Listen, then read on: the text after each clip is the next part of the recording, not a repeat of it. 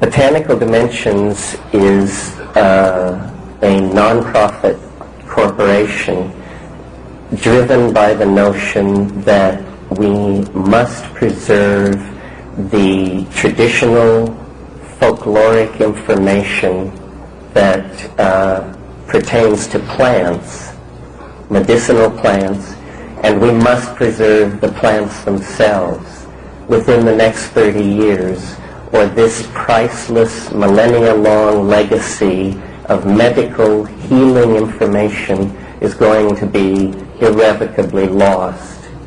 Now, I don't mean to add to your woes. I know you're worrying about the ozone hole and all this, and in the body of my talk I will make it a seamless web. It's all a single problem. But in doing field work in the Amazon, Kat and I and our colleagues and have learned that this information, this thin web of understanding between human beings and plants is in great danger of being lost. And it is not simply that we are driven by the motivation of the anthropologist or the curator. This information has a vital potential impact on modern healthcare delivery.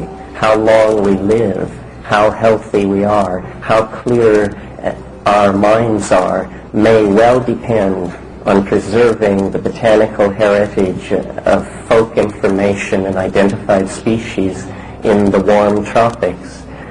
I don't know how many of you saw it. About a month ago on the front page of the New York Times, there was a composite satellite photograph of the Amazon last September over a 15-day period in infrared, and showing thousands of fires, literally millions of acres being burned to clear for cattle. The land can be used for cattle for 3 years after this process, and then it becomes so brushy and scrubby that it is useless for any purpose. The Brazilian government commissioned these satellite photographs, and they showed that 30% of the world's yearly production of carbon dioxide, which is a greenhouse gas, was caused by these September burnings in the Amazon, and that the amount of particulate matter lifted into the stratosphere was equivalent to 3 eruptions the size of the El Chinchon volcano in Mexico. So this is a massive ecocidal impact, a massive insult to the atmosphere of the planet. And these kinds of things imperil all of us. We need to realize that if the New Age means archaic revival, if it means reaching back in time for models in the past that can steady this culture as we move toward this ultra dimension that everyone can sense lies just ahead of us, then we are going to have to put on the brakes. We are going to have to act from a sense of the real needs of the planet. Well, in our own small way, that's what we're trying to do at Botanical Dimensions. It's where we anchor this high-flown rhetoric that I'm going to lay on you in political reality. It's where we try to act, to actually do something, to save information, to save plants, that people may be healed like that. All right.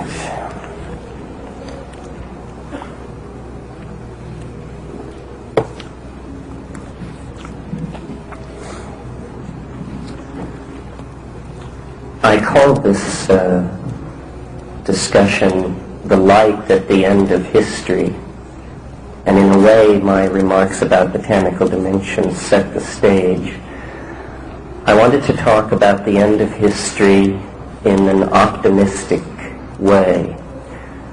I wanted to transcend the airheadedness that haunts New Age rhetoric and still be able to say something positive about the future, both short-term and long-term, and give a kind of sense of possibilities outside the ordinary political agenda.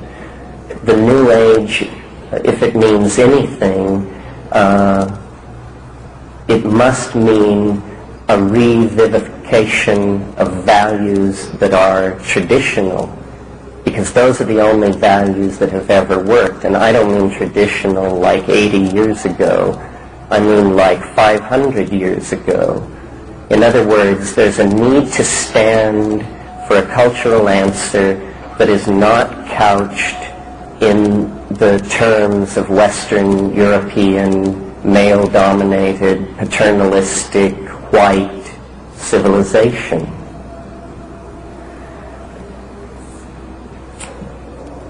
Now, I don't suppose it's any news to you that my inspiration for trying to take this position, or trying to understand what this stand might entail, is an involvement with the sources of shamanic ecstasy, an involvement with traditional usage of vision-producing plants.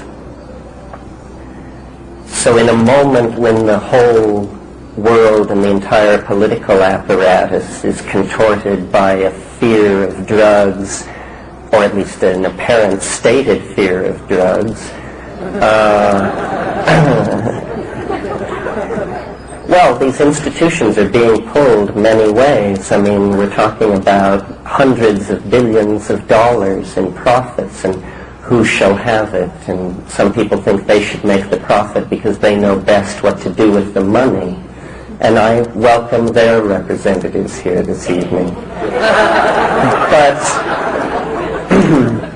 so in the atmosphere of the present situation, I bring the news that there is an older, different way of looking at these things, and that the acquisition of gnosis, the acquisition of spiritual attainment, is not a matter of following gurus or immersing oneself in mastering excruciatingly difficult physiological techniques. It has more to do with what Roy was talking about, which is courage. The courage to commit oneself to full experience, whatever that means. To my mind, the greatest undersold commodity, and it isn't a commodity, in the world today is the felt presence of immediate experience. And this is what I suggest that, in part, the New Age should stand for. As I say, my own awareness of this emerged because I was willing to involve myself with the traditional vision-producing plants that have been used for millennia in all cultures throughout the world. I was saying to someone today, the whole history of the world can be seen as a careening set of relationships between human beings and plants, relationships made and broken, wheat, coffee, tobacco, tea, opium. All of these things bring with them the names of dynasties and empires that rose and fell as these plants came into play and then disappeared. So, what is there to hope about in the present situation, or what is going on in the world? Why is the 20th century such an apparent bizarre aberration? And why is our culture apparently the cutting edge of either the absolute apotheosis of the species or its absolute transcendental transformation? And why is it so difficult to tell which it is?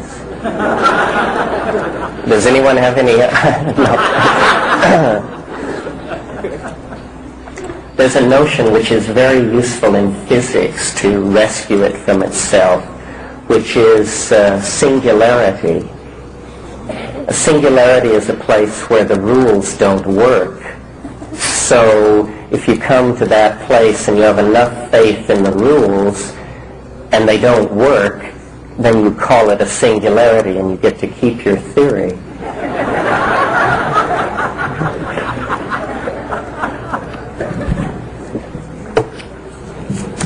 But it's very bad to have a lot of singularities. The more singularities you have, the weaker your theory. That's why Stephen Hawking decided that there weren't singularities at the center of black holes, because there were so damn many of them. Well, my notion of what's going on involves a singularity, but only one. The orthodox story of how the universe got here demands a singularity as well. It's called the Big Bang, but again, revised after Hawking, only one. Well, so science puts its singularity at the beginning of the universe, and here is what it is. It is that suddenly, and for no reason, the entire universe sprang from nothing. It was definitely smaller than a dime. And granted that, we can explain everything.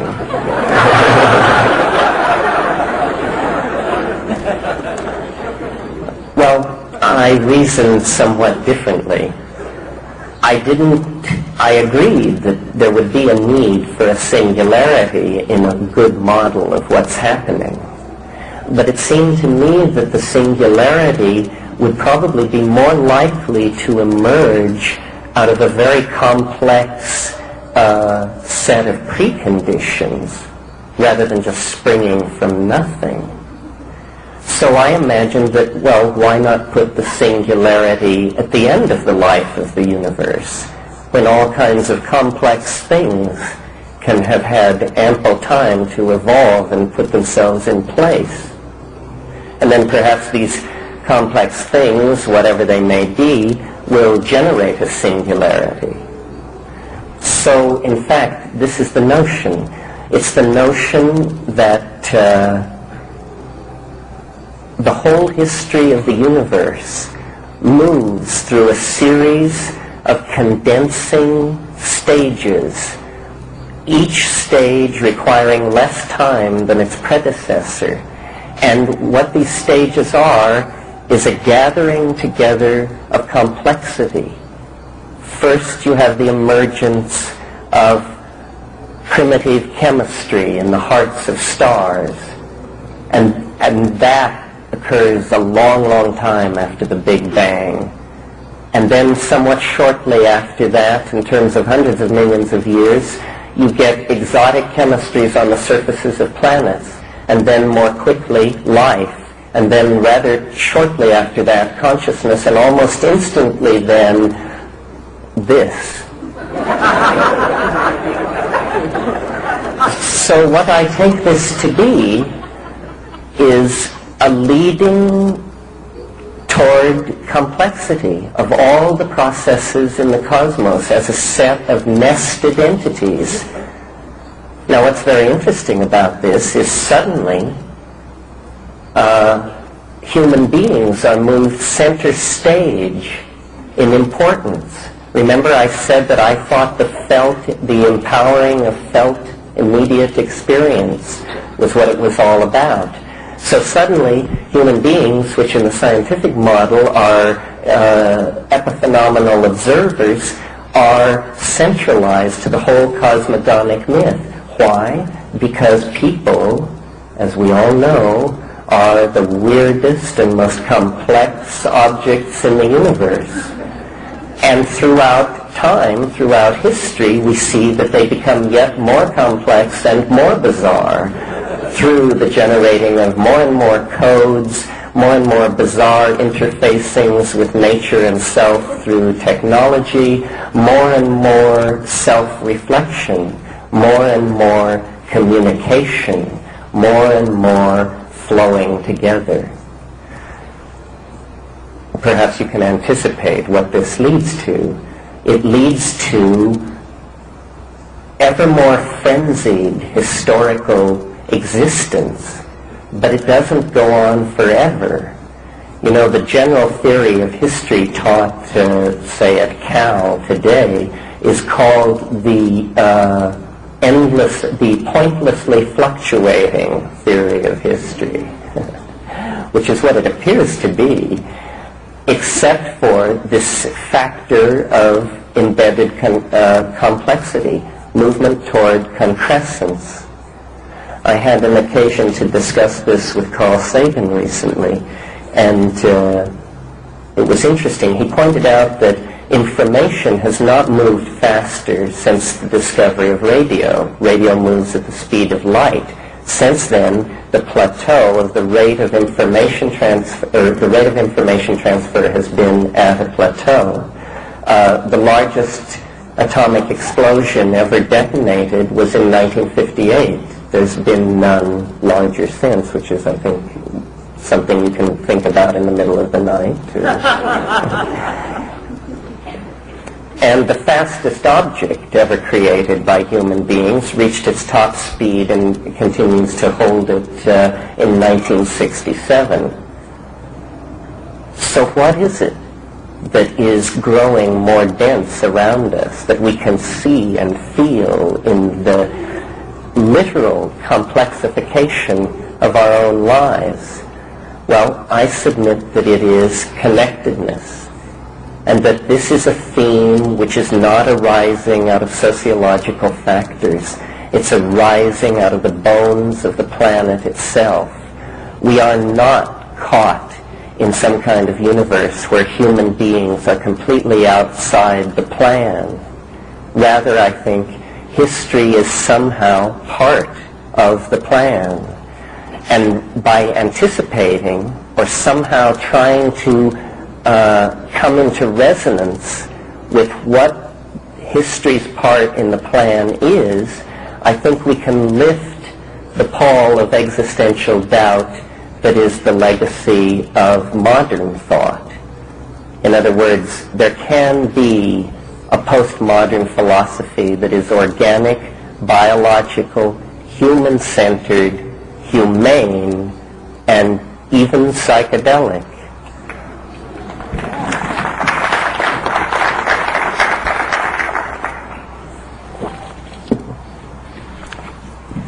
But now what about this singularity? Isn't this simply the end of the world that the fundamentalists are pushing and that the Hindus trot out every once in a while? Is that what it is? Is this scholasticism wearing psilocybin clothing? Could be, folks. No, I don't really think so, though. The Mandayans, who are a very obscure religious cult and hence very dear to my heart, have a very interesting myth, which is their eschatology is they believe that at the end of the world a savior will come called the secret Adam.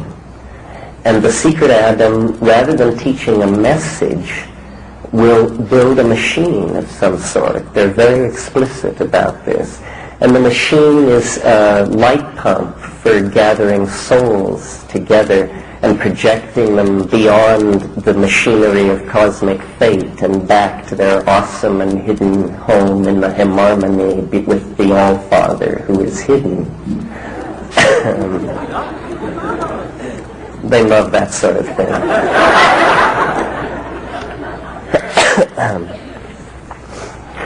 In any case, this notion is very interesting, that somehow tool-making is a kind of salvational exercise, that somehow technology, which we have tended to abhor because in its present stages it is so toxic and vulgar and so badly manipulated and unethically manipulated, nevertheless, what it represents is a continuation of a process which seems to be very dear to human beings, which is the process of fashioning ideas into matter. And I think that what we're moving toward if we can come out on the other side of the very narrow political neck, the crisis that looms ahead of us, because there is a historical crisis, make no mistake about it. But I'm speaking actually to a world that survives that crisis, a world beyond the century. And I think that world has a crack at allowing us to become what we wish to be, to project ourselves out of the monkey nature, and to really explore what self-reflection means. This could easily turn into an outlandish nightmare. The challenge is very real.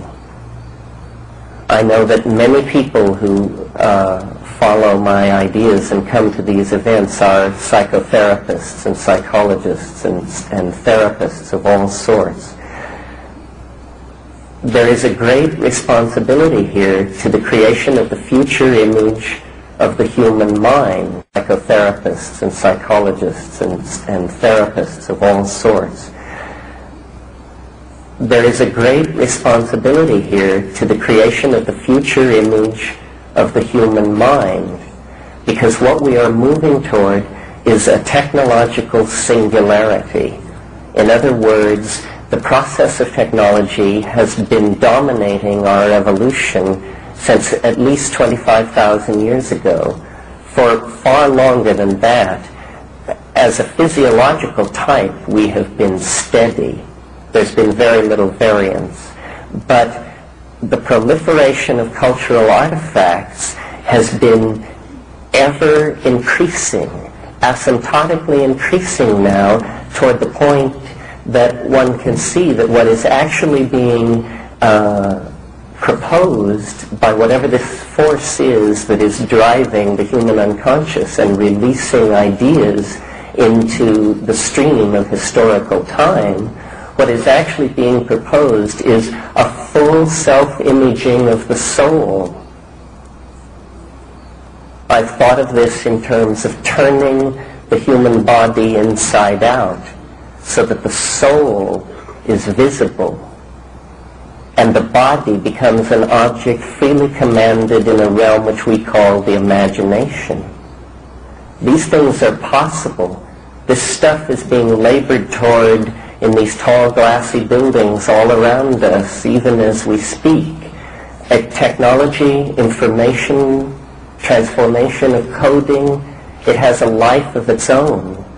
If you were an extraterrestrial staring down at this planet, you wouldn't see a human civilization. What you would see is a swarm of codes, some of them genetic, some of them electronic, some of them pheromonal, acoustic codes. Information is what's loose on the surface of this planet. Why? Why not? We have nothing else to compare it to. Perhaps this is what biology always ushers into, is this ever more intense, ever more accelerated self-reflection, self-expression. What is to be done with it? Well, I think that in a way it is doing what is to be done with it, and that a great deal of political education consists in standing back. What we are moving toward has a sense of itself. What we must provide is a channel of communication for a guiding image for the lives of each one of us, a guiding image for society. And what I think it is the felt presence of immediate experience. That's what sex is about. That's what psychedelics are about. It's what good philosophy, good food, decency, it's what all these things are about. The valuing people, valuing the moment in which you are in as a cog in a wheel. Not, it was a great poet who said, it is not he or she or them or it that you belong to. There's something to that, I think. But in combination with this technological thing, it isn't simply a call to dignity and presence in the moment. It is a call to dream, because we are going to become whatever it is we wish to be. We stand on the brink of entering into a kind of hyperspatial dimension. The entire culture is poised on the brink of an ocean of imagination. The mind, which began, 50, 100,000 years ago, a tiny spark pulled forth out of the darkness in the dim recesses of these pack-hunting primates on the plains of Africa, and then slowly, all that looking into the campfire, all those eons of boredom,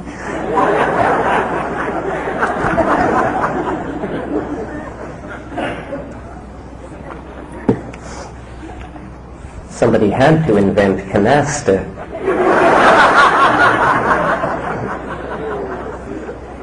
No, the game which was invented, the game which invented itself, was symbiosis. Symbiosis with plants. Out of this primate stock, there came one species that had the habit. The weird predilection for addicting to almost anything. To its mate, to its territory, to its place in a hierarchy, and to plants. And this symbiosis between people and plants is what gives us the legacy of our great religions. Soma, this mysterious vegetable concoction which drove the imagination of Vedic thinkers as they moved out of Caucasian Asia and into India over a 3,000-year period. The whole of the Rig Veda is a hymn to Soma. What are these things that drove these civilizations, the Osirian civilization of Egypt? Did it depend on tryptamines native in the local acacias? What is the relationship of ergotized beer or mushrooms to the Eleusinian mysteries, which put their stamp on the thinking of Plato, Aristotle, Aeschylus, Aristophanes, the whole pantheon of Greek thinkers? And then you see in cold Europe a cultural aberration arose, and with a religion with a peculiar suspicion of nature, a suspicion of nature so complete that when it resolved itself into a dualism and defined its Satan, the power of Satan had to rest entirely within himself, and thus plants, as a tool of feminism which was associated with Satanism and demonic magic, you bet your booties, knowledge of plants completely disappeared on the European continent on any serious level. I'm talking now about ecstatic, visionary things. There were also botanical problems. The cold nature of Europe seems to give it a predisposition toward the tropanes, belladonna, the solanaceous plants that are not true psychedelics but really deliriants and frenzy-inducing kinds of nearly toxic, super intoxicants. And with European civilization comes the fullest expression of male-dominated paternalism, which of course had been brought through from Judaism into earlier Christianity, but it reached its fullest expression in the feudal ideal and chivalry, which was the final degradation of women. Essentially, it carried out a process that had been going on since the fall of Mycenaean Greece. And with this comes an enormous legacy of neurosis and an enormous reluctance to be involved in the real, but rather to stratify and to remove, to dominate, and to abstract,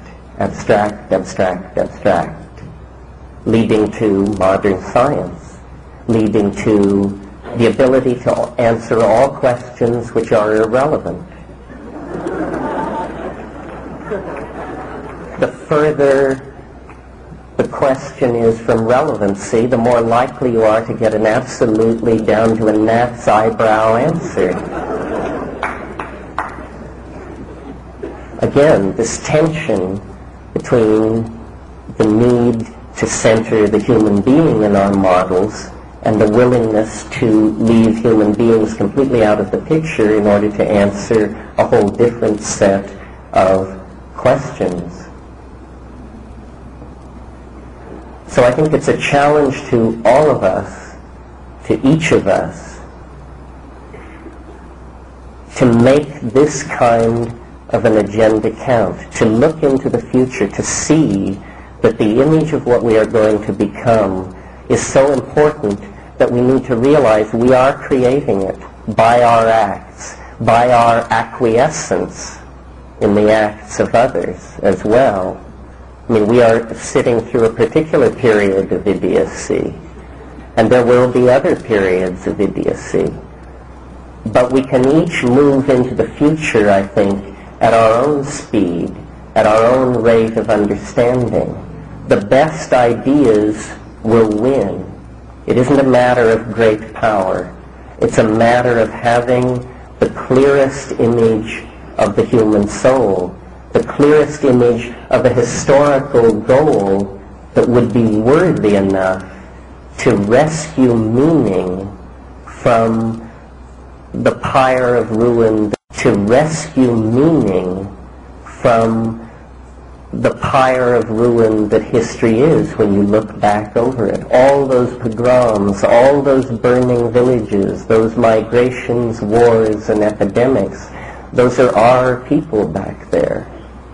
If it weren't for them, we wouldn't be here. The human enterprise does not exist to gutter out like a river flowing into a desert. We have to be smart. Obviously, there is a great crisis.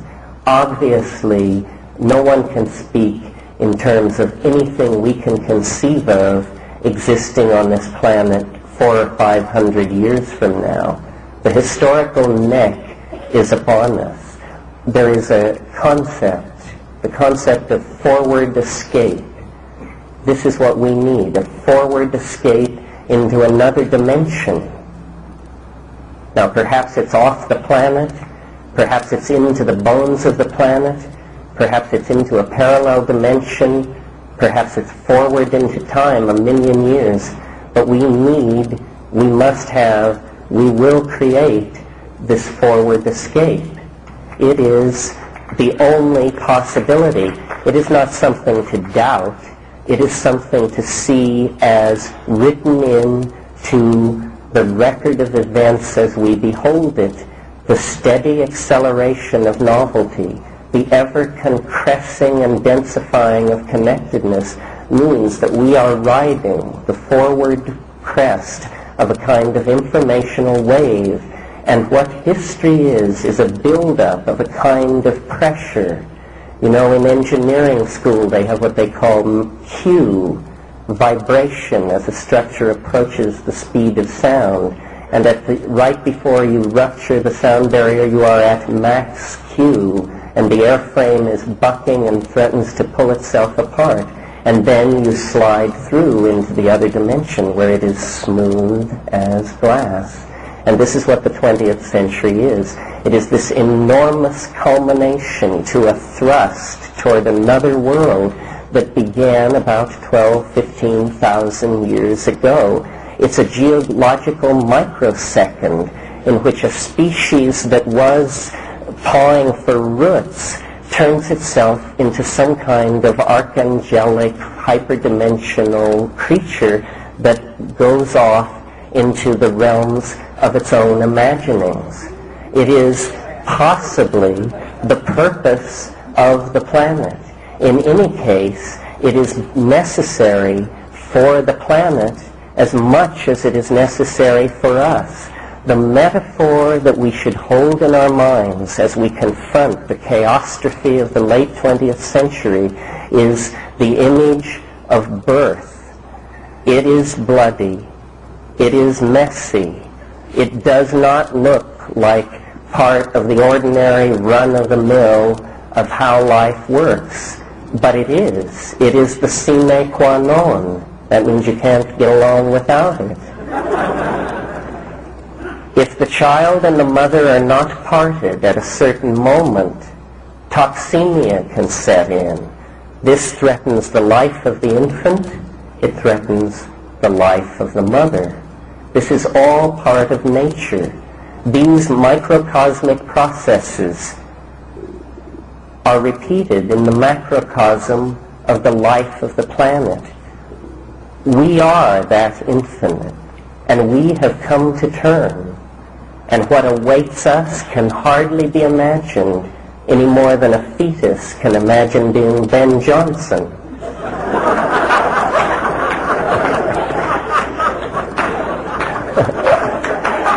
He looked good, I thought.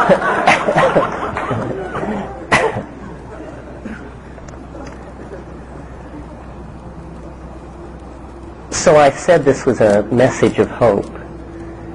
And it is because I believe this process is built in, and that the way we can participate in it is by talking about it, by telling each other about it, by flexing the muscle of language to communicate with each other, to dispel the fear.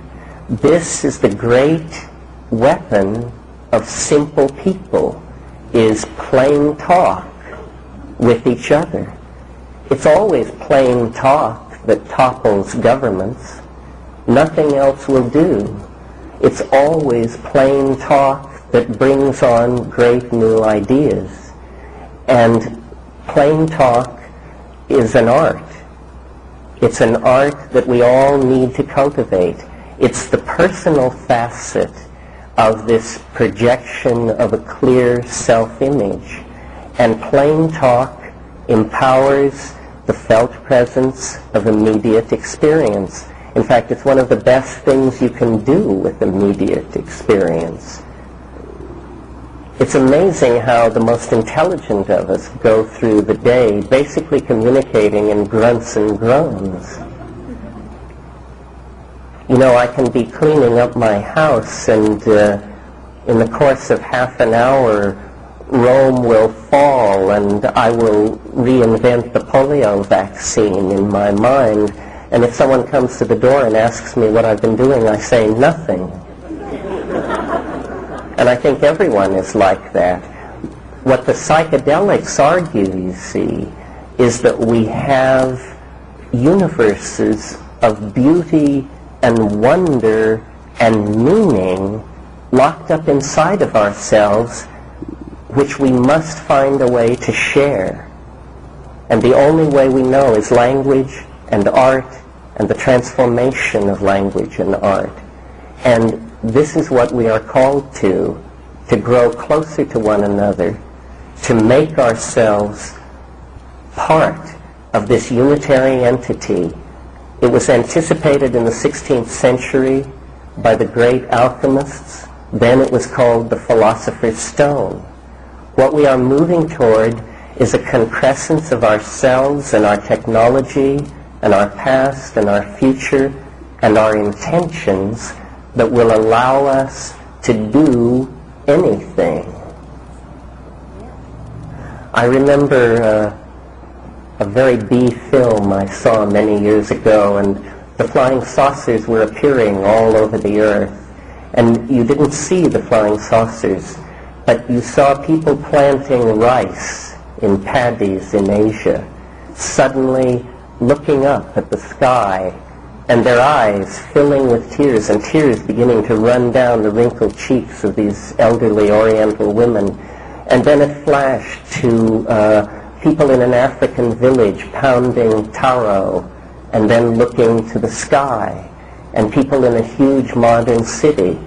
This is the kind of singularity that I'm talking about, not piloted by friendly visitors from another world or unfriendly visitors from another world, but piloted essentially by the better half of ourselves, called by us from the future to join with us in rescuing the human and planetary enterprise through an act of understanding. Now, I've been accused of mysticism.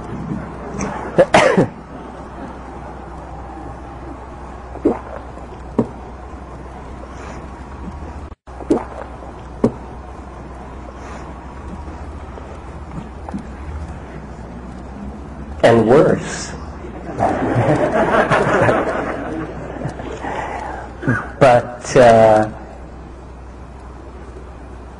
my image of the concrescence that culture is moving toward is something like this. It is the discovery of a principle or an attitude or a drug or a device. It doesn't really matter which. You can choose the metaphor that you like. A principle, an attitude, a drug, or a machine. But what's important is what it does. And what it will do is transmit information into the future. Send information into the future. And when I first imagined this device,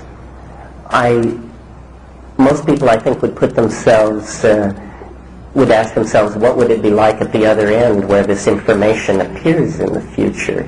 But what I wanted to imagine was, what would it look like in this laboratory when the first message was successfully transmitted to the future? Let's not call it a message, let's call it a person for the sake of imagery. So what would happen in this laboratory as the first time traveler is sailed off into the future? Well, now at first I thought that what would happen would be that suddenly all over the world time machines would appear, piloted by people from the future who had come to see the first time travel. Are you with me on this?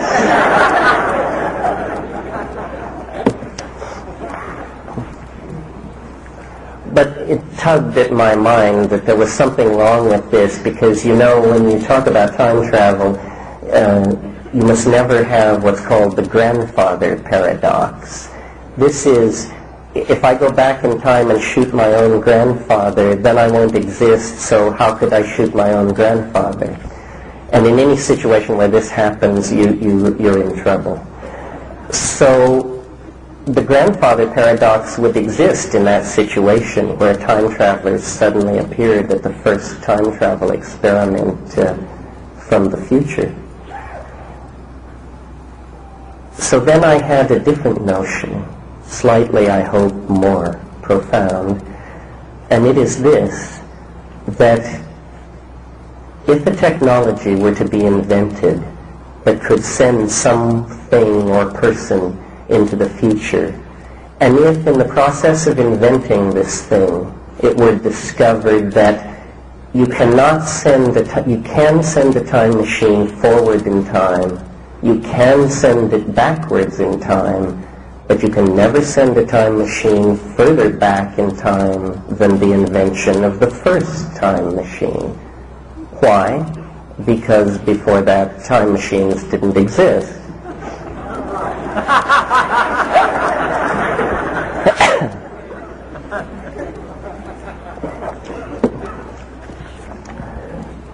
That would explain why we don't see time machines.